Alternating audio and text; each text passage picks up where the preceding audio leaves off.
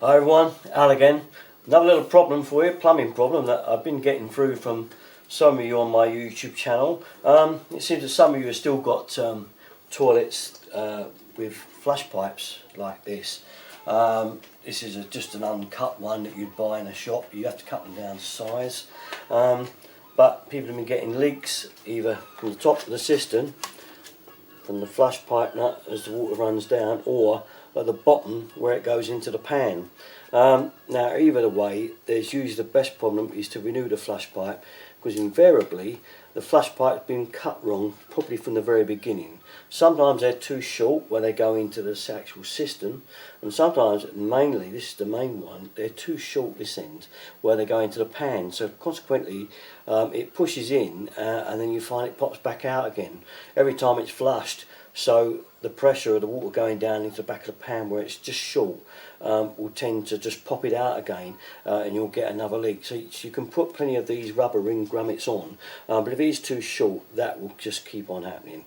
So what have we got with regards to this? Now, we've got a flush pipe nut at the top, and that's this. Okay, so make sure your nut is not busted or cracked. Okay, get a new one if it is. Invariably most of them have a little washer like so that fits over the top and sits in the bottom of the nut, and it kind of locks it there. Now I wouldn't just do that.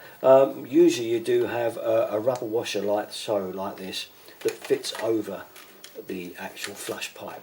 Now if you're worried about that, get one of these. If you've got a leak from the top, get one of these washers and put it on over.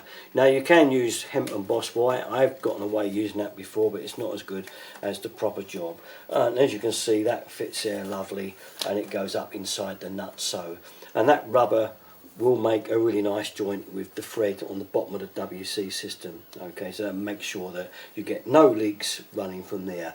Okay, so the other end, the pan end, take your old flush pipe out, and you'll probably find that 9 times out of 10, if you've been getting a leak regular from there for a while, that it's probably short. That's why I say get another pipe. Okay, and another little pipe. Get a pipe, they're not much money, very cheap, and cut it a little bit longer than the one that's in there. Okay, if it is okay, the one that's in there, and it is long enough and it is tight, then no problem, just get one of these. And this is the plastic grommet that goes in the back of the pan. Now you can get rubber ones with these.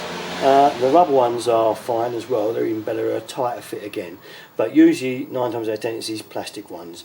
Okay, and it just fits over the pipe like so. I'll just show you there, and just push it on. If it won't go too tight, just put a bit of wool around it and it'll ease it on even more. And once it's on there, okay, all you've got to do is push this whole thing into the back of the pan, the neck of the pan. Usually I fit that bit up into the cistern, into the siphon, and then I'll pull this out a little bit and give myself a little bit of leeway. By pulling that back like so, you'll be able to get this front into the pan, so that when you push this in, it squares up. So if you're trying to get that up into the cistern, don't start the nut, and pull the pipe just back a bit, okay, get it into the back of the pan. It will be at that angle, and then just push it in straight, and when you push it in straight, that will go into the back of the pan. That joint there, as you push it straight, will slide in, and make sure then that's tight back.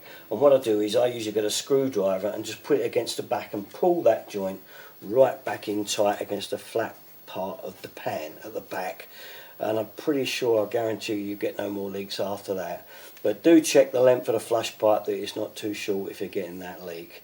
Okay, but that's generally the answer to that problem.